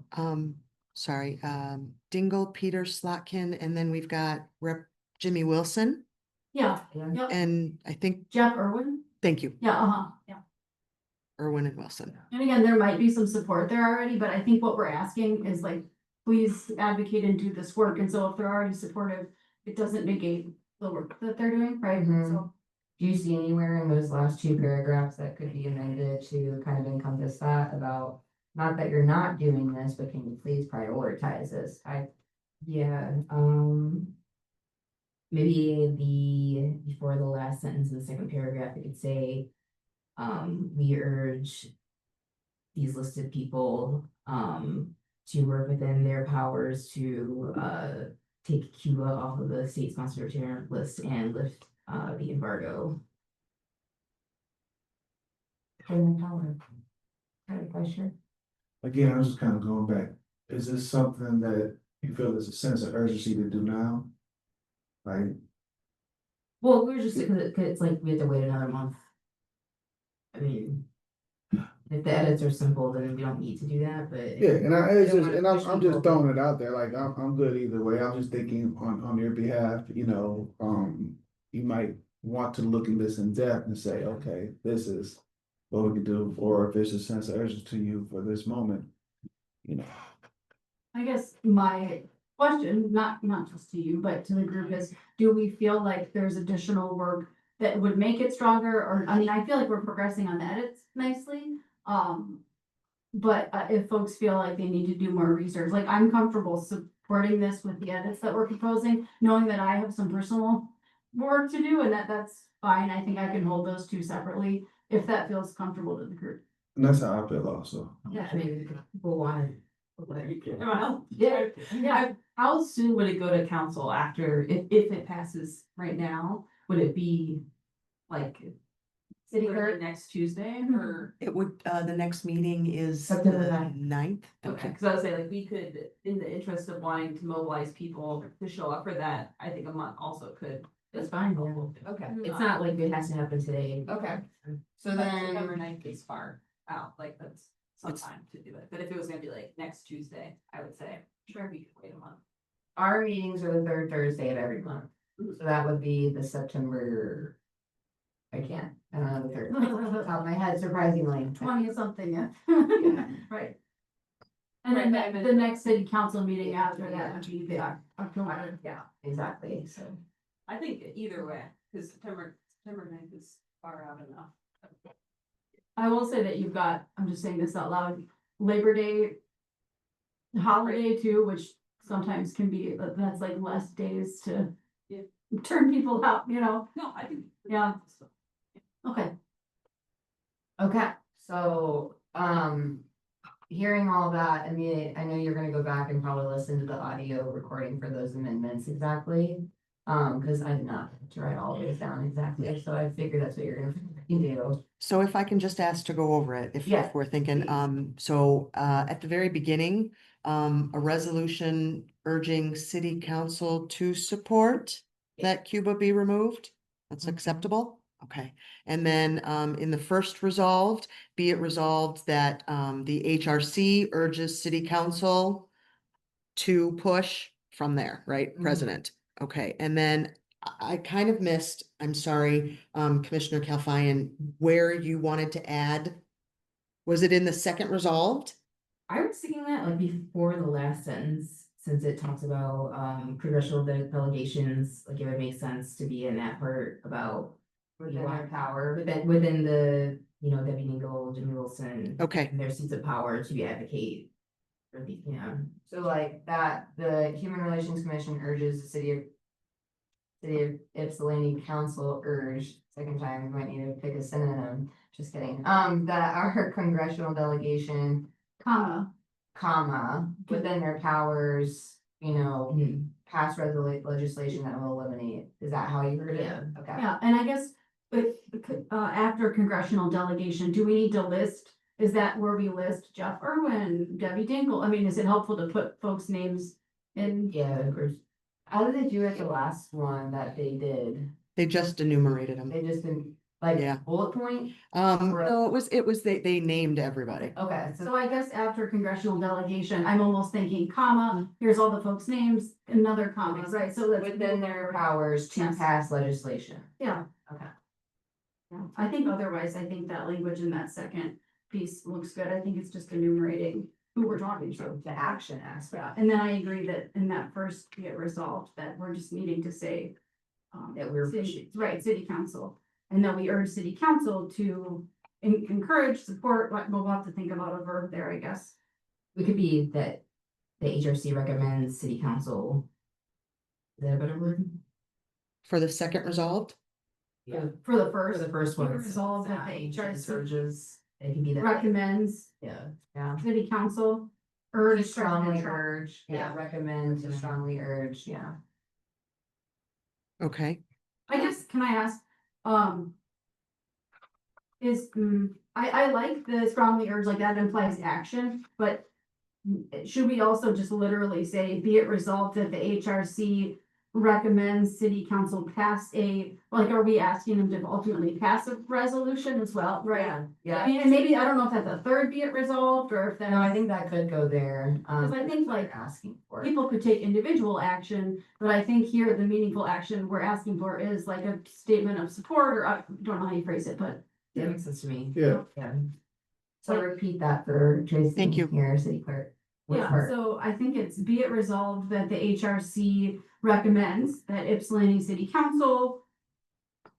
I guess I don't know if it's draft and passed. Tracy, you might have an idea of what that is. Pass, Right, probably. a resolution urging President Trump in Congress, blah, blah, blah, and then it's the same language. Yep. Does that make sense? yep. Okay, pass cause that I think that's a resolution. very concrete action. Okay, Yes, cool. yes, it is.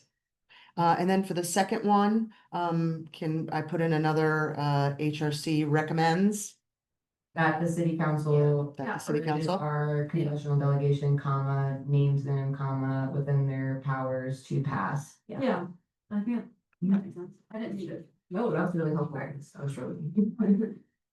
Cool, so, And then if I may, Yeah. the way it will work is if you pass this resolution that is asking for action from city council, I will put it on as communications on the council agenda. It does not go on as an actionable item unless a council member, the mayor or two council members takes it up. Otherwise, it will sit as communications. You are welcome to come and at public comment, discuss it. But there's always a chance that they won't discuss communications. It's just put on for the record. If council wants to take it up at that point, so what'll happen is I will send it to them and I will say, this is a resolution from the HRC. It will be on your agenda as communications. Unless the mayor or two people say to me, okay, move this resolution forward. And then I would actually take the resolution that you had and present that for council to bring forward. And they could make changes if they wanted, either ahead of time or at the meeting. And then it would come up for discussion and for a vote with them. May I ask, just in the terms of process, would they need to move it from communications prior to the meeting, or could that could be something discussed at the meeting? Okay. Yes, they could do that at the meeting Okay, as cool. well. Thank you. thank you so much, this was so helpful. Yeah, thanks. Good. Really, that was really helpful.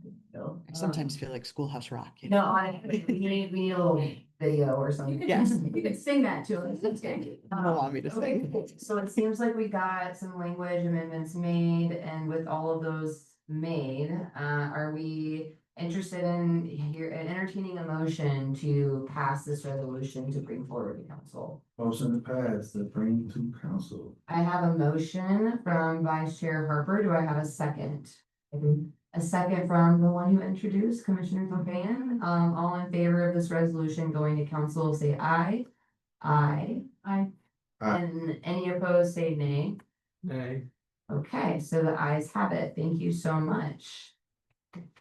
Thank you guys again. Appreciate y'all's time really and your diligence and the thoroughness. So thank you. Thank you so much. See you. Just being very attentive to the time. It is 7:39, so would anyone be willing to make a motion to extend the meeting to like 8:15 or so? Just give us another. I know Commissioner House isn't here to say something, so I'm wondering. I'm wondering if others. I see your eyes, Vice Chair. Is it possible, just because I really want to make sure we get some time to talk about these other items, and we might not take that full time, but just in case. Just in case, all right, a motion. A motion to extend the meeting to 8:15, yay, do we have a second? 8:15. I'll second that. Thank you, Commissioner Myers, all right, so we have a motion and a second, all in favor, say aye. Aye. Aye. Any opposed? Perfect, okay, moving on. We are now we're gonna go on to the item that we added, which was, a zoning change request to include harm reduction in our zoning ordinance. So I just want to provide some context again. Right now, the one definition that it's kind of being lumped into is called substance abuse treatment facilities, which in our zoning ordinance, which is available online, you can find it. Substance abuse treatment facility means one, boarding, which is any facility providing substance abuse treatment or preventative or addictive counseling, including the dispensing of or distribution of drugs as part of the treatment, where individuals receiving the treatment live on the premises for a period of time, including overnight stays. So your very traditional like inpatient substance use treatment facility. And then the next one is number 2 is called walk-in, which is any facility providing substance abuse treatment or preventative or addictive counseling, including the dispensing or distribution of drugs as part of the treatment plan, where no one resides on the premises overnight.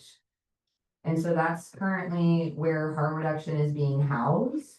And so I do remember Commissioner Myers, you mentioning Commissioner Alpan, like that finding harm reduction to the other resolution, and you asking just to go ahead and define that. But it's really critically, I just want to say like harm reduction is a set of practical strategies and ideas aimed at reducing negative consequences associated with drug use. It's also a movement based on the belief and respect for people's rights who use drugs. However, harm reduction is not only for people who use drugs. Harm reduction can be applied to any type of behavior besides drug use. For example, a seatbelt is a harm reduction principle and strategy, right? Using a condom to practice safer sex is a form of harm reduction. So it's not only involving people who use drugs. So it is just wanted to kind of get to that a little bit first, but there is a website called like National Association or National Harm Reduction Coalition. They have a really good kind of comprehensive list of the different principles of harm reduction that is helpful because it encompasses like the spectrum of strategies that include safer use, but also managed use and abstinence. But it's essentially just meeting people where they're at, completely where they're at to address those conditions along with where they're at, where they're not in a place of having more harm caused to them. And so that way it's when you meet someone where they're at, you're meeting them with a level of dignity to try to engage them in some level of support. Because if you try to get someone into abstinence only programming, but they're not motivated for abstinence, you are at risk of losing that individual and then potentially them dying, right? Because they were not ready to quit and therefore didn't engage in safer use tactics. And now they are consequentially dead, which a dead person can't recover. So that's just kind of like the general notion of that. I have a question, and I'm thinking about like the current language of the resolution around that plan of harm reduction efforts. And I understand that it is broad and more all encompassing and that like it probably like you said, you gave some examples outside of drug use related examples. I'm wondering if it's helpful to say and other harm reduction efforts, including but not limited to, just again, I'm not wanting to make this very long, but are there a few particular practices that might help define for folks looking at this? Yeah, we'll go into that when we work on the draft. This specifically is like asking maybe council to consider including harm reduction specifically in our zoning ordinance where it's not automatically lumped in because there's groups and organizations who want to provide harm reduction services in this downtown area, but they're being considered a substance abuse treatment facility even though they're not doing any kind of clinical treatment planning around a substance use. Thank you for reminding me. I was looking at the resolution, which is also important, but you're talking about the zoning change. I did bring it up though, so I No, that's good. but and so the idea, why it's different, right? Because like in our definition, it says substance abuse treatment or preventative or addictive counseling, including dispensing of or distribution of drugs as part of the treatment. However, what we just heard in this guided principles aspect is it's not that it's prevention per se. It's a guided set of principles and set of strategies and policies that is reducing harm. So it's not necessarily counseling. So, So right now, the language is somewhat limiting. And is barring some of the harm reduction strategies from being implemented because it is specifically referring to tactics and maybe is not inclusive of newer practices. correct, yeah, other evidence-based practices, which harm reduction is a data-driven evidence-based practice, it's just not. There's nowhere for it to fit, and almost this, kind of notion of clumping it in with substance abuse treatment facility. It's like if you have a red definition, you have a yellow definition, and you have an orange car. And you're like, where does the orange car fit? I'm gonna lump it in with red, but it's like completely different, it's orange. Yeah. But we don't know where to define it, so we're gonna define it as red, because it's made of red maybe. It's just like being able to actually delineate it and get very specific, so these types of life-saving services can exist in areas other than those zones that are specifically around in the Towner, like MDHHS area, like right off of Arnett, that side of town. Those are where like people who are the treatment facilities and treatment providers are allowed to provide services, but that's not what harm reduction services are doing. Where's the zoning language at? Like, If you were to go to planning and development department, there is a zoning ordinance and zoning maps available on that. And I'd also like, we don't have to make this decision right now, either being like, hey, like, let's send this to council immediately, like, maybe we invite someone who is engaged in harm reduction to present and talk more about what a comprehensive type of ask could be. Cause if we're not all experts in that, maybe we need to rely on the experts in that to help us be part of the solution. I like that idea. I guess I'd like to have maybe the zoning language in our next packet ahead of our next meeting too, so we can all have that as some assigned homework, right? yeah. Well, I think if we had somebody that, could tell us in their words, like a local person about what harm reduction is, that can help us be like assured about what it is, and also if we need to add the language, not just in this, but in any future thing, it would be really helpful for us. We're all people who are here passionate to increase mutual understanding and eradicate discrimination in our city, but it doesn't mean that we're all experts in everything to do with I couldn't have this. defined that, Right. what you just said, so. Right. So I think it would be nice to have folks who are part of, that expertise to be able to kind of be part of that co-creation of a solution with us. I guess too, and I don't know if it's possible to identify these folks, but I'm thinking of some of the harm reduction orgs and people as like the pop-up car clinics of, you know what I mean, human services, right? Where there is community services that have popped up to address needs that are maybe not being addressed in a bigger way. And I would love to hear from some of the folks, organizations, volunteers that might want to be implementing some of these harm reduction services and feel like, hey, under current zoning, this is what we're not able to, does that make sense? Like, and I don't mean like feed my theory that I already have, but it would be helpful to hear from folks who might perceive this as a barrier to understand like what a change would mean for actually implementing harm reduction services. I agree with that. I agree with It that. could also even be folks who have benefited from harm reduction services, I suppose. It doesn't just have to be like providers or practitioners. Right, and also because it is not only, it's a strategy, it's a practice, it's an approach, so it's kind of this like umbrella, right? There are like, let's say, housing providers, for example, Avalon Housing, they're someone who uses harm reduction within their scope, even though they're not necessarily a harm reduction org, they're an organization that supports harm reduction approaches, modalities, and practice. So I think that would be helpful to have like an organization who is a harm reduction organization who is not able to provide those services in this area because of this zoning and why. Yeah. And what we can do to help that. Sure. Okay. So we can be done with that for a moment and probably just bring that up in proposed business as far as like inviting a presentation or I can just add that to the agenda for next time. If I could ask, the zoning language was asked for, Chair Layton, do you have the sections that you're talking about? Yes.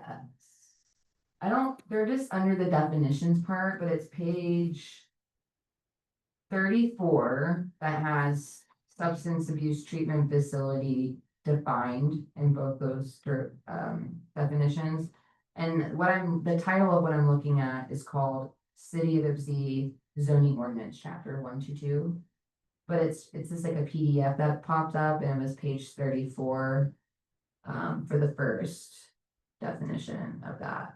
Okay, and just so everybody knows, all of our code of ordinances are housed on MuniCode. There's a link from our website as well. You can go and you can look up our charter, our regular code of ordinances and the zoning ordinances. You can put in keywords, search for things. You can find your HRC ordinance as well. Yep. So you Mhm. can always go searching and looking through those things. That's Yeah. wonderful. So much. All right, well, let's go ahead and move on to, public comment, second time.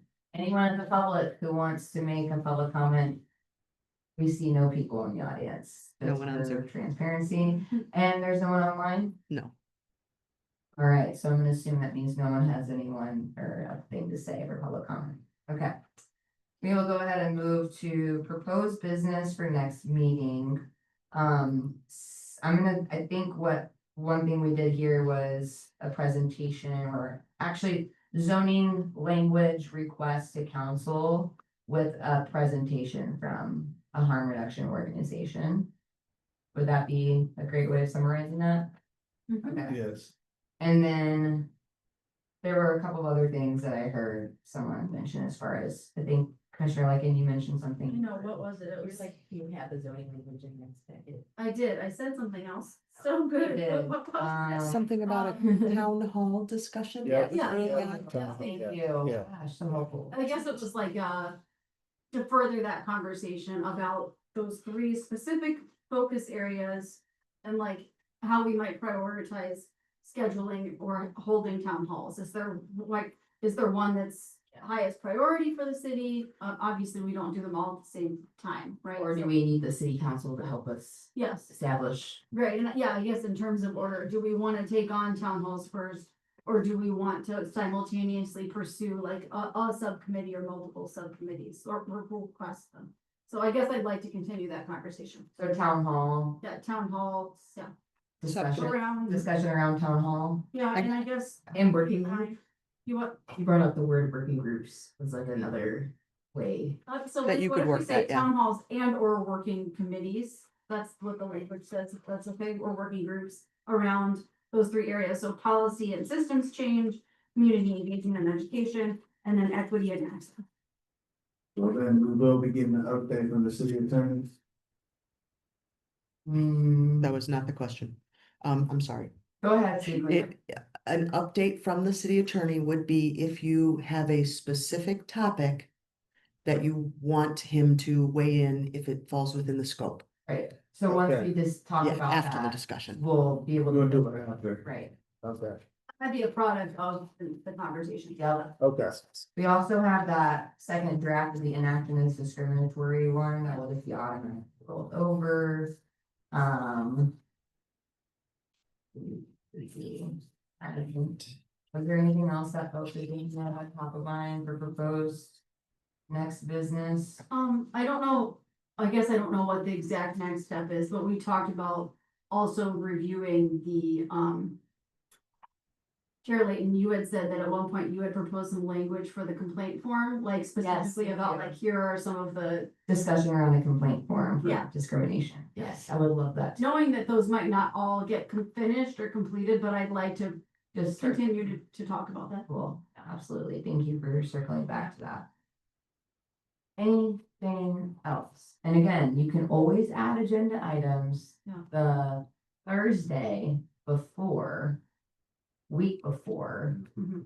So this isn't the end all be all right here. You have some time to think about other things as well. I would like to bring up something, I don't know though if it's in our peer review, but I'm sure people have heard about the Los Alamos U of M Mhm. data center they're trying to build. They're moving it closer to the city, possibly. And there's people in our community who are concerned about pollution issues, health equity issues. If it could be on the agenda, I have to do more research about like the framing of how, what we could even say about it, but, we can add that. You have proposed U of M data center Yeah. in Ipsy? Yeah.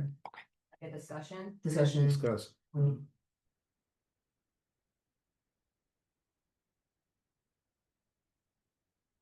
Please know council has been talking about it too.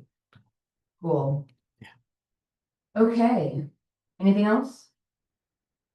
Okay, all right, so we will move into commissioner comments. I'm just gonna start on my left. Commissioner Lighting, any comments to conclude on?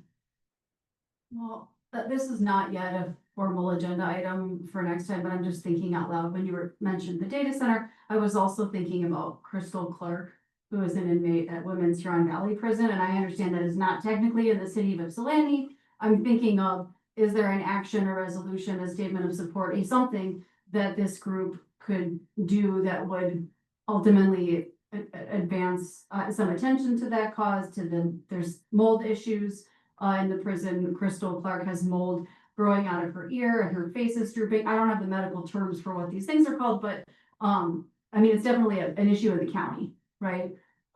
Yeah, please. The city council did pass a resolution. That's what I was gonna ask. I was gonna ask, it was on their last council They meeting, did. and I wasn't sure if it passed or not. They talked at Thank length you. I about was it. not aware. I appreciate that. Okay, Yes, so glad about that, but yes, very important to still nonetheless. Yeah. But Thank you. horrid. any other comments? No, thank you. Okay, Commissioner Calvin, any comments? Just, I hope anybody here too, if you ever have people in the community who want to do a presentation like this group did today, I love that, whatever it is, you know, so just encouraging people to bring people in. That segues nicely into a comment I'd like to make, which is, you know, ideally, the work continues outside of these 2 hours, the third Thursday, once a month. Ideally, you know, you're sharing what we're talking about, you're encouraging people to like engage and be part of this, you know, co-creation of solutions and coming and sharing that and getting their buy-in to that. So I know that we spend a lot of time here, but also continuing it outside of these walls, taking a little bit of sense of ownership in that, since, you know, we are appointed members.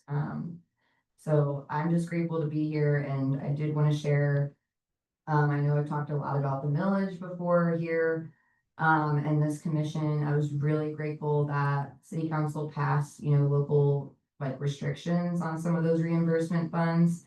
And I want to confirm that just before, you know, by June 30th this year, we did have over $800,000 sitting in public safety fund 205. So a lot of things that I've been sharing for my independent research was true.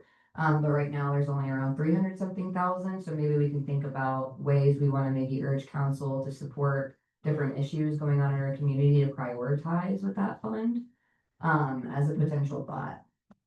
But just grateful again for, you know, critical conversation. I do think it's important to engage people across all, you know, belief systems and limitations, because this is how we grow together. So, I'm just grateful to be here. So that's where I comment, Commissioner Myers. No real comments. I would like to say this presentation was very interesting. I would love to see more of those. That was A+ job there. Other than that, it was support for the blocking of the data center or whatever it was. But you know what I mean? Don't want that in my city, obviously. No, nothing else. Thank you. And Vice Chair Gerber. Good meeting today. Yeah, that's a meeting. Yes, very productive. City Clerk, do you have anything you want to say? The only thing I would say is I will, once I finish that resolution, I will send it to everyone just to ensure that I got all the language and everybody's okay with Thank it. you. Yeah, appreciate that. Okay, wow, we made it actually with 1 minute here. We didn't need the 15 extra. So do I have a motion to adjourn the meeting at 7:59 PM? Motion to adjourn. I'll second that. Motion to adjourn by Vice Chair Harper, second eagerly by Commissioner Myers. All in favor, say aye. Bye. Aye. Any opposed, nay? Hearing none, the meeting has been adjourned at 8 PM or almost 8 PM on the dot. Thank you. All right. Thanks, everyone. All right. Good stuff.